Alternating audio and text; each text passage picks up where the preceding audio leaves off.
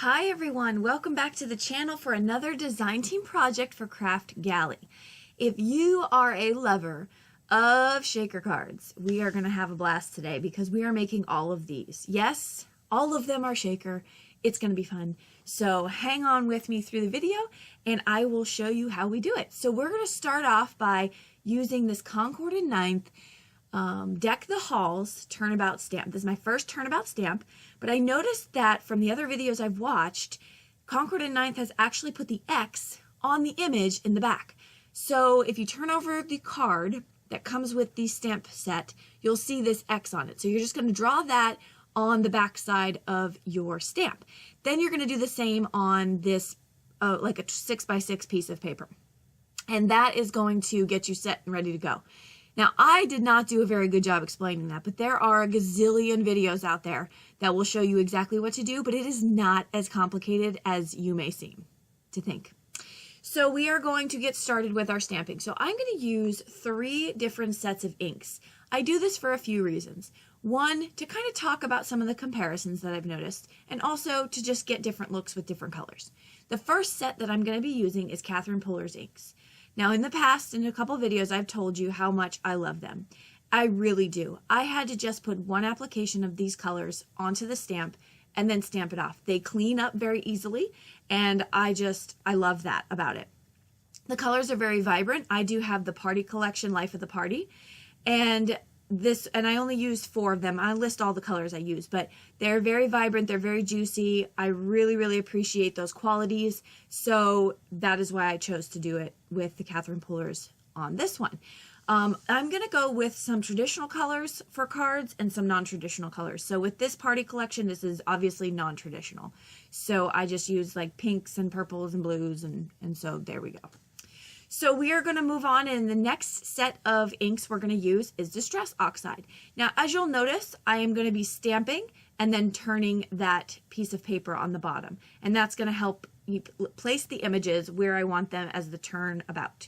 Okay, so you're going to essentially fill up your entire cardstock with this one stamp. You're making your own background. That's the idea behind it.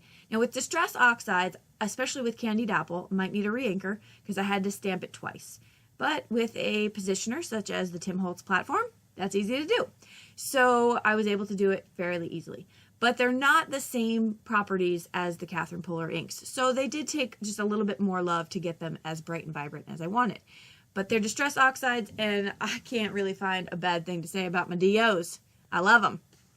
Okay, so moving on to the third kind of ink is we're going to use some new to me Versifying Clair inks. These are pigment inks, and I love them. So obviously there's a lot of great products out there on the market. We can't have them all. We want them all. But my Christmas list would be, give me all the Catherine Pullers, all the Versifying Clair, and all the Oxides, because I still don't have collection 4. I know, it's unheard of for me. Is it collection 4? It's the last collection. It might not be 4. It's the most recent one. But anyway, look at that. Look at this result. Yowzers, that's beautiful. Now, of course, I attribute this beauty to the stamp itself because it's doing all the work. But these Versifying Clairs, oh my goodness, they stamp beautifully. Everything's crisp. You can use them for sentiments and whatever. I haven't, like I said in the past, had the pleasure of smudging them yet, but I'm sure they're a little bit smudgeable. I usually make sure that once I stamp it, I put it aside, let it dry. But I haven't had any issues with that so far, so that's good. Because I'm pretty klutzy, too, when I'm in the craft room. So on this next set of cards, I'm going to be doing heat embossing. So I used some sparkly red, silver, and gold embossing powders. And here I'm just kind of skipping through a bunch of those steps so you can kind of see as I go through. You don't have to watch every little thing I do. I think you get it. And now I'm heat setting the gold. So I did heat set the silver and the gold, and I only went 3 times on this. So this is what it looks like when you don't do the 4th turnabout.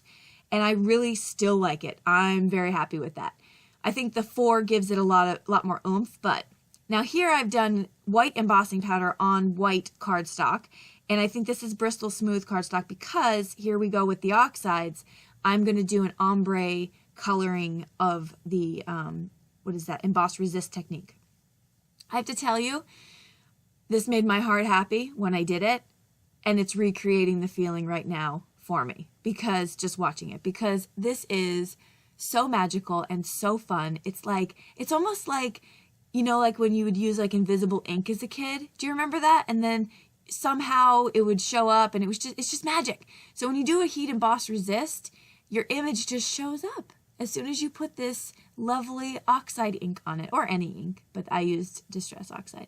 So there we have a beautiful ombre. I went back and forth until I was happy with that blend, and I'm super stoked about it. Okay, so let's see what we got from this Concord and 9th Turnabout stamp. This is the Deck the Halls one. We have all different kinds.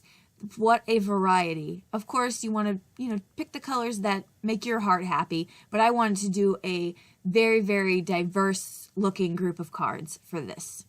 So once I get ready to go, we're going to start making our cards. The first one we're going to make, yes, I had to cut this down, and yes, it hurt a little bit, but the end of the card result was good enough for me. So right here, I cut out a circle in the middle, and now I'm going to be gluing that down to my card panel underneath, and I am going to put my acetate on next.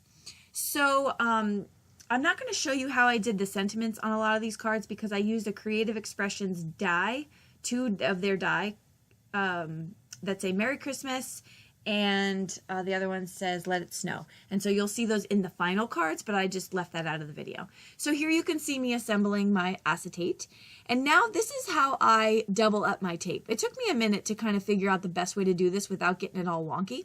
But I start at the top, I put it together, and then my fingers glide it down. This way it'll stay straight, it'll stay even, and it's perfect. And so I would recommend that little tip if you have trouble kind of lining it up, because I used to, and it would just come out all willy-nilly. I'm going to fill up my shakers. Majority of them are going to be filled up with these Studio Katia beautiful gems and sequins, and I just have a bunch of different mix here. And I love that because clear and white and silver go with any combination usually. So I'm pretty happy that I had those in my stash.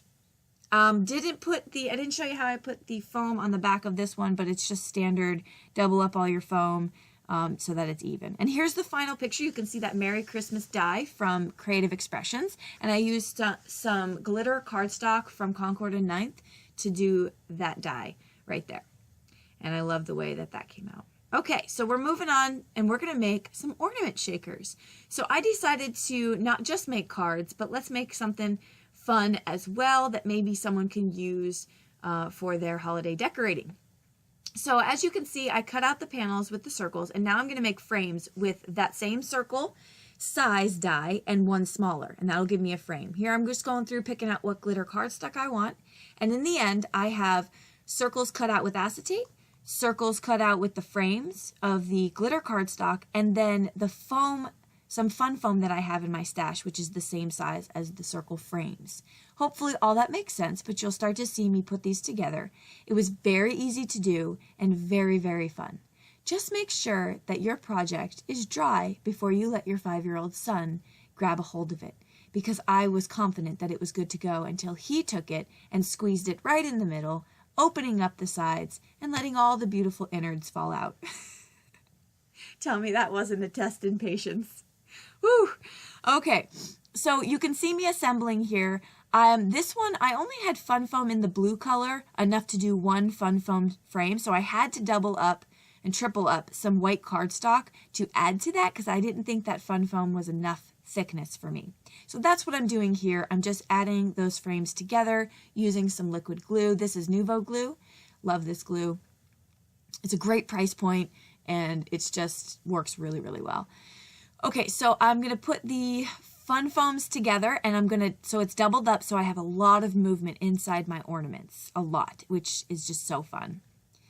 Once I do that, I'm going to add my ribbon, which I just had some silver ribbon in my stash, and I'm going to add that just to the top. If I brought it down any more, it would show through the shaker card, so I didn't want that.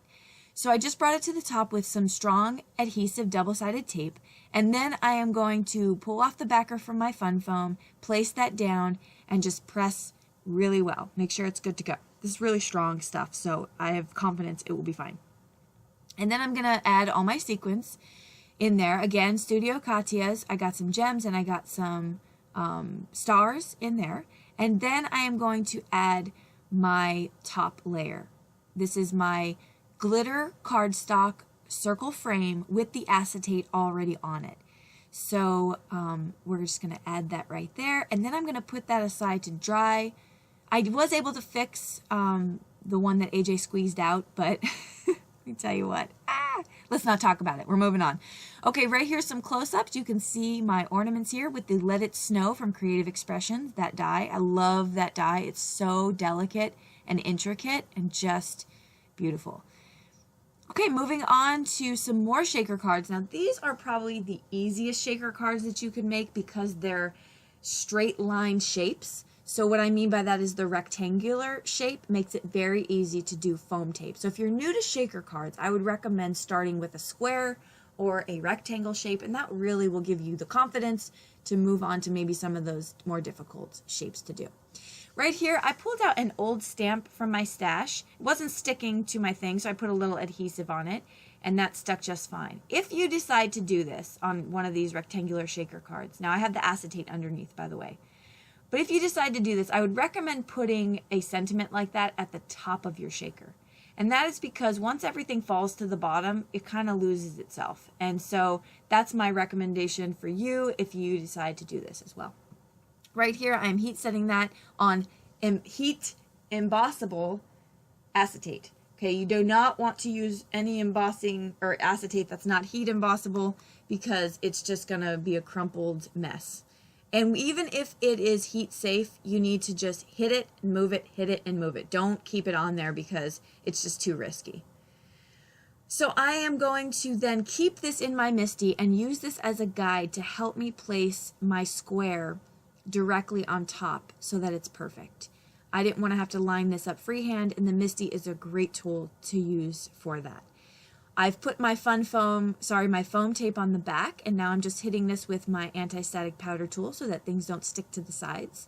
Then I'm going to fill them up, remove the release paper, and just place my backers right over it. Very, very simple to do. I love this technique because the entire card is the shaker card. And so I'm hoping that this makes somebody's day super bright and happy when they get this and they get to shake it up. And I know kids love shaker cards, so. And there's the two, very different in color scheme. And here's the 5 that I made through this video, but I also took the other 2 panels that I cut the circles out of and made those shaker cards as well. So I ended with 7 shaker elements in this entire project, which is awesome. 5 of them are cards, 2 of them are ornaments. So for any of you doubters out there that think I'm not going to make it to 250 this year, I don't know. You might not want to be placing your bets just yet. We'll see. Okay, thank you so much for joining me. I hope you had fun today as we made a ton of shakers. Don't forget to head over to the Kraftgali shop where you can find this awesome Turnabout stamp and these products that I used. Fill up your cart and have a blast this holiday season because we have so much crafting to do. Thank you so much for joining us, and we will see you in the next video. Bye-bye.